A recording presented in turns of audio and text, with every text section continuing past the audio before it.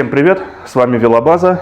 Сегодня у нас будет интересное видео про такие занимательные амортизаторы Specialized с клапаном Brain, с инерционным клапаном.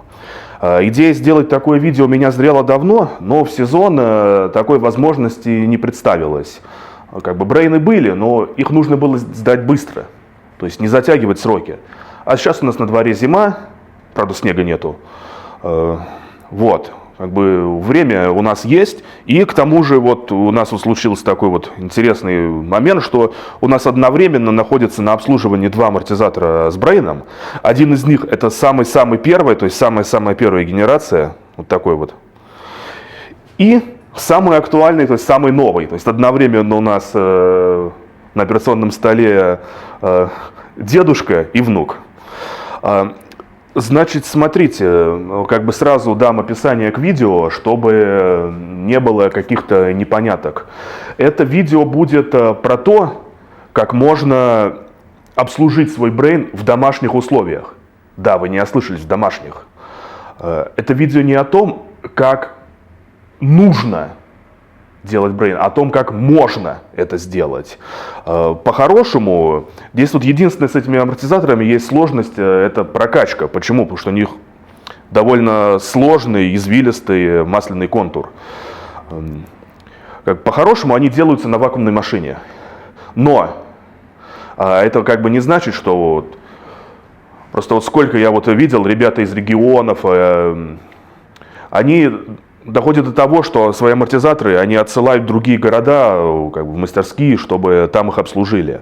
В общем, этим видео я хочу вам показать то, что это можно сделать в практически домашних условиях.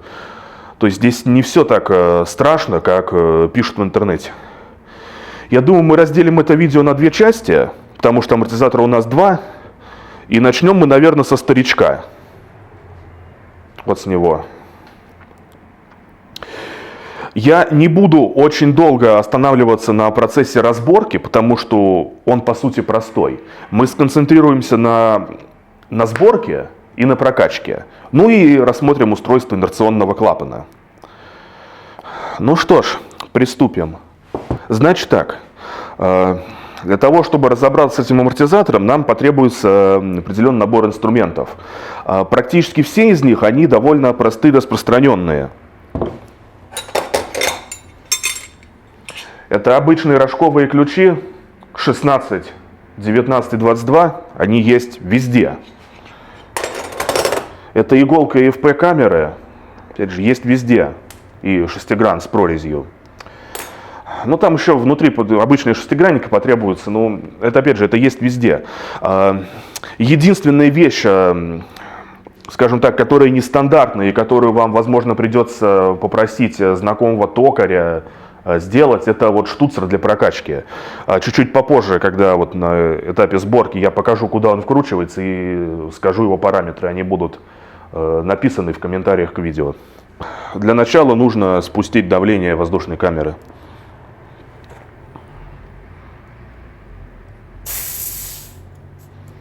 Да, и сразу говорю, что до этого видео аморт перебирался, поэтому не удивляйтесь, что внутри там будет чистое масло и все такое.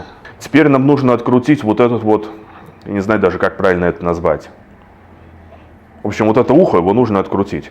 Здесь под 22 ключ. Также вам нужны будут тиски. Важный момент. Не зажимайте ухо здесь. То есть по возможности старайтесь зажать как можно ближе к точке откручивания. Потому что бывали случаи, когда оно может треснуть здесь, если с большим рычагом откручивать. Но конкретно сейчас я могу это сделать, потому что я разбирал буквально неделю назад до этого аморт, и я его не затягивал, зная, что придется еще раз разобрать.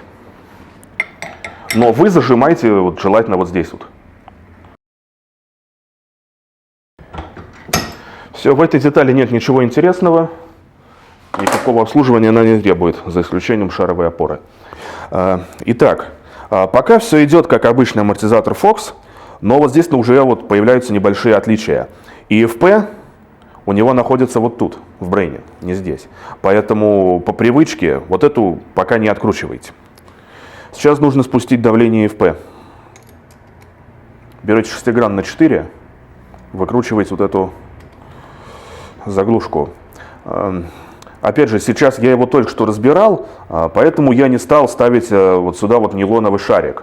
Вообще, вы столкнетесь с таким моментом, что вот это вот отверстие, оно будет заблокировано таким как бы белым пластмассовым шариком. Его нужно либо как-то выковырять, либо высверлить. А он выполняет, по сути, функцию просто защиты от грязи, он не держит никакого давления. Теоретически вы можете вырезать из резины вот просто такой шестигранный кусочек заглушку и вставить. Это так, оно даже так лучше будет. Вот. Значит, что?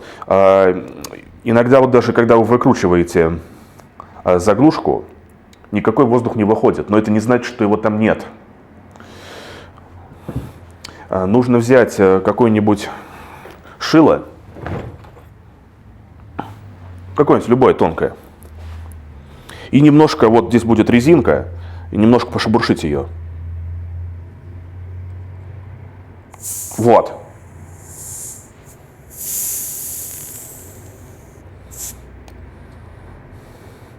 Что если вот этого не сделать и выкрутить этот болт, ну, в общем, фонтан из масла будет прикольный. Вот так вот ЕФП резинку убираем. Так, ну, по сути, все, давления в нем нет. Нам потребуется какая-нибудь сливная емкость, любая. Ключом на 16 откручиваете.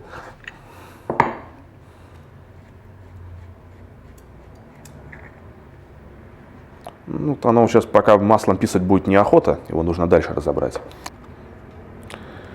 Здесь тоненький шестигранник на 2.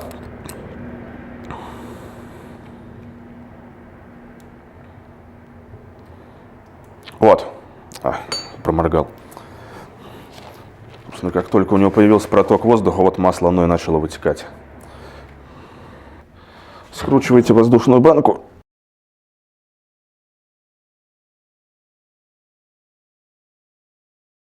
Ну и в довершение откручиваем корпус демпфера, собственно, от штока 2х22. Собственно, голова аморта, она не отличается от обычного амортизатора Fox старой версии. Единственное, что есть просто шток жирнее. Если у вас стоит задача просто обслужить свой аморт, то есть не починить что-то, не заменить текущую резинку, то вот именно вот этап вот этой детали в плане разборки вы можете остановить. Вам не нужно лезть дальше. Просто все хорошо протрите, промойте, и этого будет вполне достаточно. Я как бы вообще не рекомендую лазить в голову аморта без необходимости. На нашем канале есть видео по разборке CTD-шной Фокса. Вот. Там вот принцип именно точно такой же. Я не буду сейчас вот останавливаться вот на этом моменте, чтобы не повторяться. Мы пойдем дальше к нашему инерционному клапану, к брейну. Собственно, нам его нужно раскрутить. Здесь у него 2 гайки, их нужно выкрутить обе. Поэтому будем просто раскручивать между собой и посмотрим, какая подастся.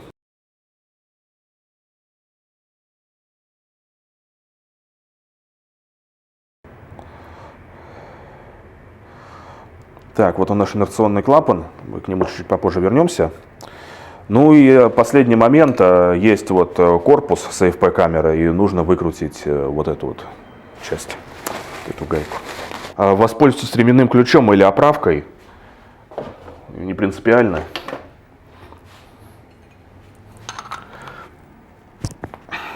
Вроде пошел. Да, пошел.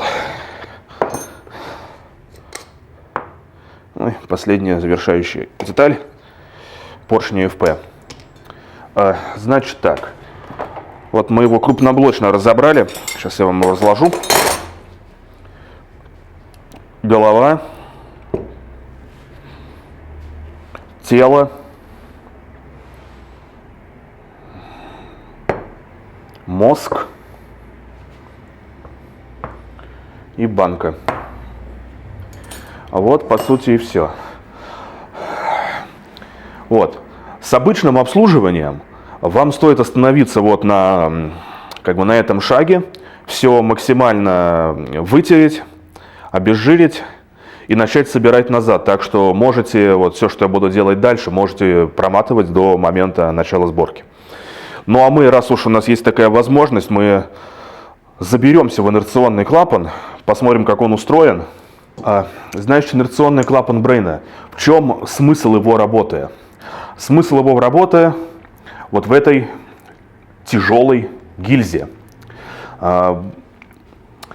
Инерционный клапан должен находиться как можно ближе к оси заднего колеса. Эта гильза, она перекрывает маслоток. Можете посмотреть, вот здесь у него вот такие вот отверстия, это для масла. В своем обычном состоянии она поднимается пружинкой и перекрывает поток масла. Если вы садитесь на велосипед или просто начинаете его качать, гильза не тронется с места.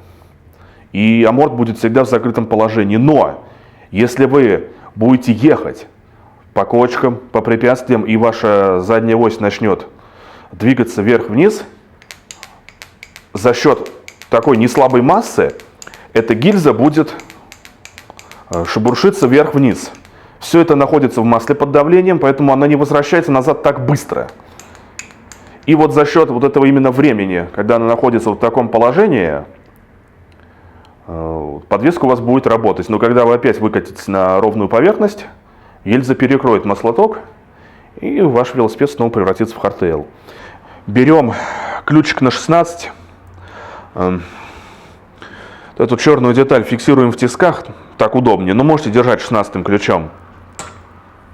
И откручиваем вот за эти шлицы против часовой стрелки. Прижимайте силой к металлическому корпусу, потому что шлицы очень низкие, имеют свойство срываться. Можете использовать конусный ключ, но хороший конусный ключ, не надо дешевый ключ. Вот так.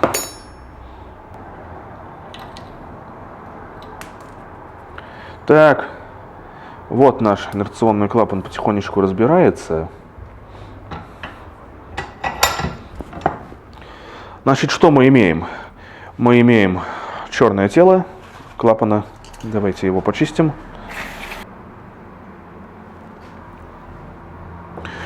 После идет вот такая металлическая шайба. Ну, опять же, тоже она обслуживания не требует. Просто прочистите и все. Вот наша пружинка.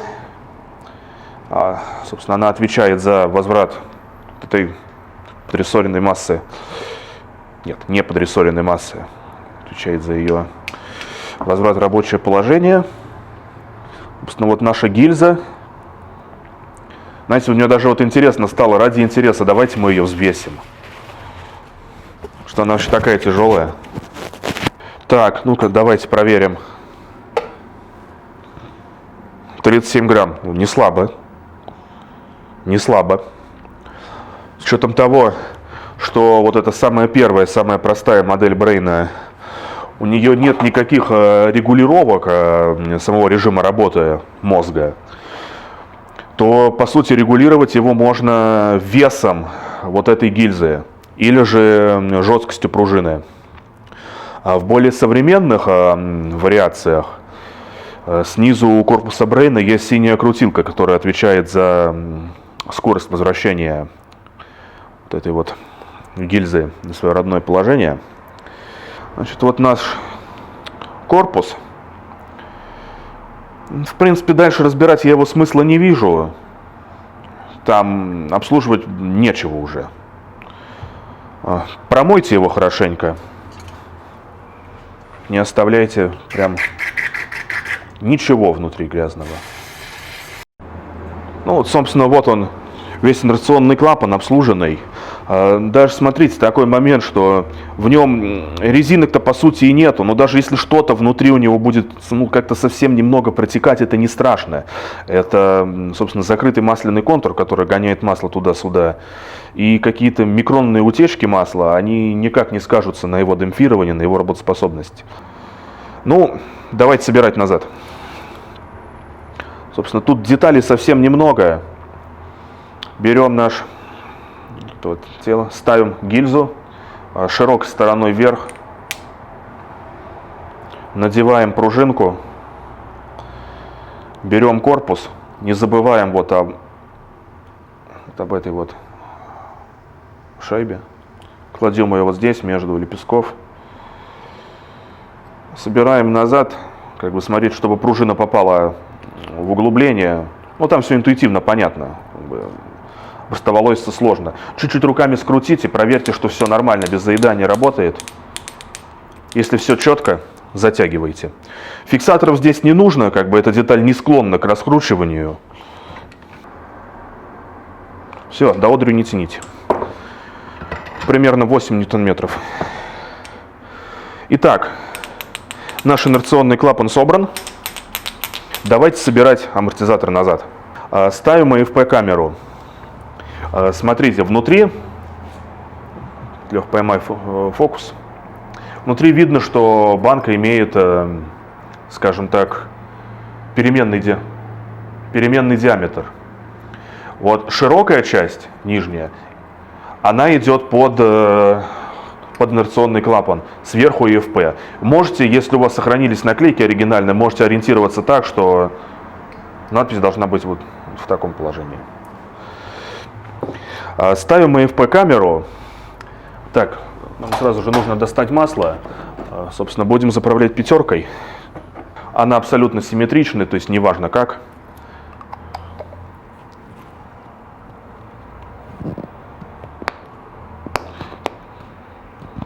Будьте аккуратны, когда проходите резьбу. То есть не порвите резинку. Вот, мы ее загнали на гладкую поверхность. В таком положении мы ее и оставим. Сейчас глубина выставления совершенно не играет роли. Это будет выставляться потом. Возьмите крышку EFP и просто вот так закрутите. Нам это пока не нужно. Так, теперь давайте поставим на тиски, так нам будет удобнее. Основная сложность брейном — это вытащить все пузырьки воздуха из масляного контура. Поэтому в процессе сборки мы будем как бы стараться сразу максимальное количество пустот заполнить маслом. Залейте внутрь масла примерно 2/3 от объема оставшегося у вас. Как бы пусть масло выльется сверху. Затяните от руки, но достаточно плотно, чтобы не было утечки. Все, корпус оставим пока вот как есть. Собираем тело амортизатора. Собственно, как я говорил, повторюсь еще раз, в этом видео мы не будем разбирать голову аморта, это было сделано до этого. Если у вас в этом есть необходимость, у нас на канале есть видео по разборке Fox TCD, вот там то же самое. Пока временно закрутите болт прокачки в отверстие. Расположите шток аморта вертикально и залейте его маслом практически под завязку. Как бы масло, опять же, оно выльется в бок. Ничего страшного, там какие-то тоже микропузырики там будут. Опять же, ничего страшного нету. Это все нормально. Так, все, эту деталь мы разбирать уже между собой не будем, поэтому ее можно затягивать двумя ключами на 22. Амортизатор держите вертикально, потому что иначе вот из этого отверстия он нальет масло. Затянули. Хорошо. Теперь скрутим их между собой. Вот так. Пока силой не затягивайте.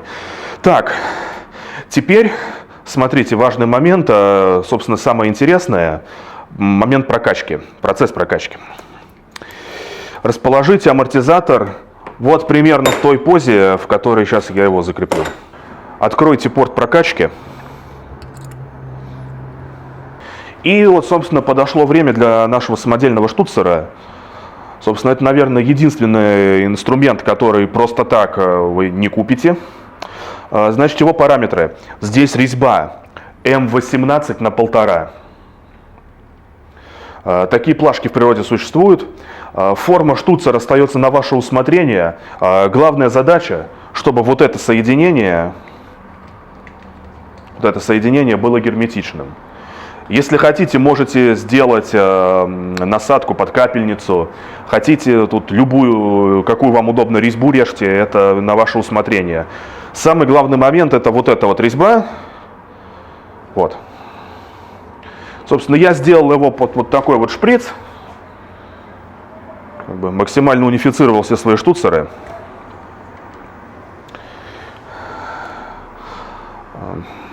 Я его сделал из обрезков на токарном станке, буквально минут за 20.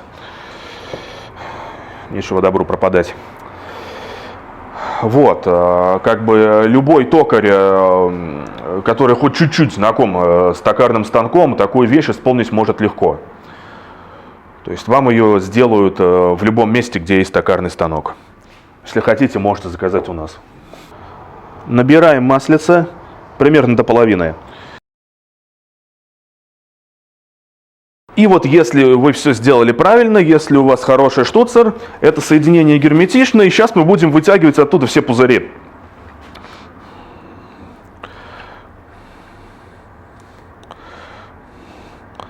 Покачивайте вверх-вниз шток аморта. Ну и, собственно, это медитативное занятие. Как бы продолжайте этим заниматься до того прекрасного момента, когда пузыри перестанут идти. Как бы, если у вас масло вспенится, то дайте ему немножко время, пусть оно отстоится, пусть как бы пузыри уйдут.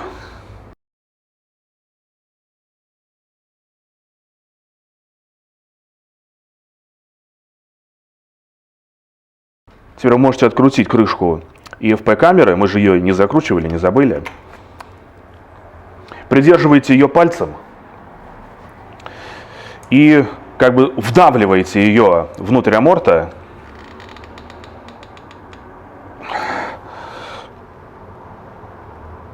В общем, теперь как бы делаем в плане прокачки то же самое, но качаем не шток аморта, а качаем как бы саму ИФП-перегородку.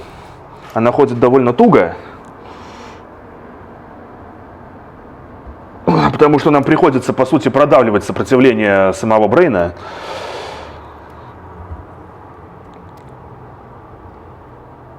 Но это необходимая процедура, чтобы выгнать самые последние остатки, самые последние пузырики.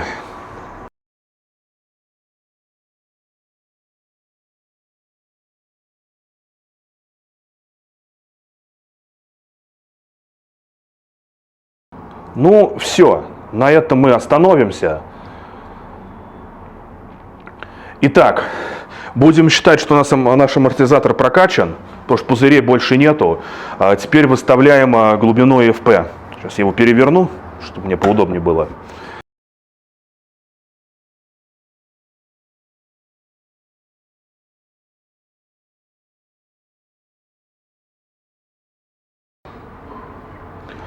Глубина установки ИФП до края банки примерно 23 миллиметра, как бы допустимо 24, допустимо 22, ну вот в общем вот в этих вот промежутках.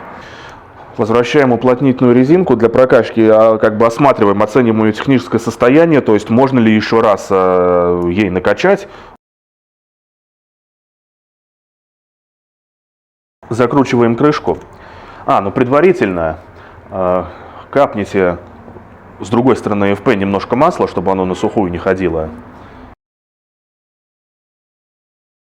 И вот теперь, что я говорил, не затягивайте все вот это сразу намертво ключом. Вот теперь самое время затянуть. Берем ключ на 16 и на 19. Да, не, по сути даже не берем на 16, просто берем на 19 и начинаем затягивать. Они все затягиваются по часовой стрелке, поэтому они затянутся равномерно и сразу обе. Ставим его вертикально. Вынимаем наш штуцер. Как бы, когда мы уже выставили ИФП, все, мы больше его не прокачиваем. То есть мы не изменяем объем масла внутри.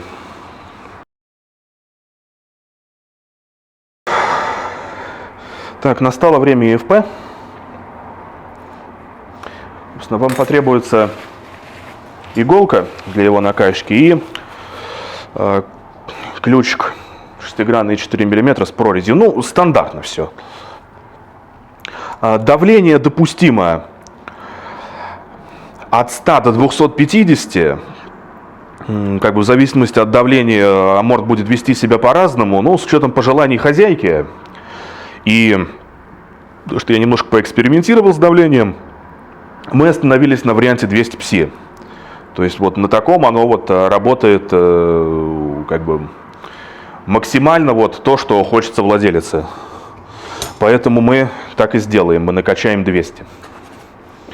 Ну, по сути, качать будем 220, там 20 пси оно примерно уходит во время соединения иголки.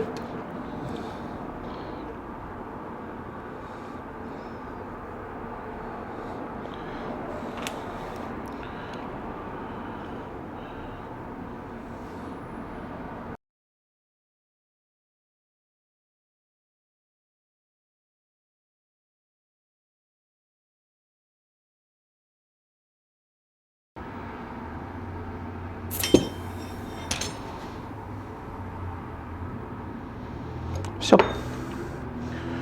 Осталось вернуть воздушную банку на место и прикрутить ту косточку, что мы сняли в самом начале видео.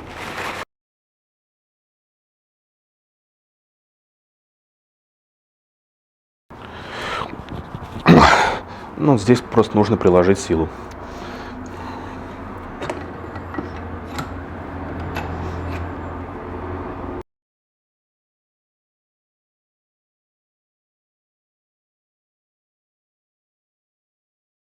Ну и осталась финальная операция.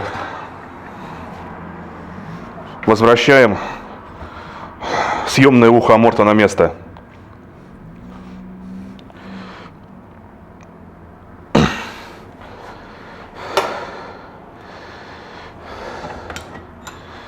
Так, вот это то, о чем я говорил, что сейчас мы будем его по-нормальному затягивать, и нам не стоит хватать его здесь. Так, затягиваем.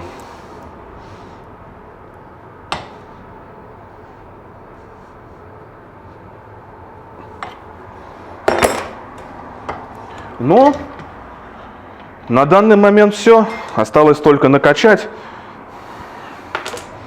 Не знаю, пока пусть будет 100 пси, там посмотрим. Так, ну что, ребят, давайте тест-драйв. Сейчас я его быстренько поставлю на велосипед и продемонстрирую вам, как оно работает.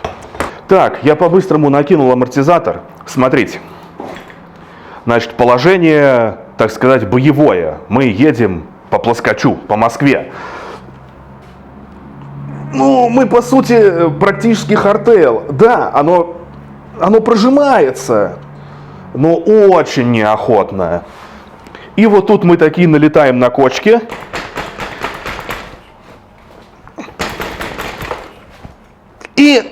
И мы опять хардтейл.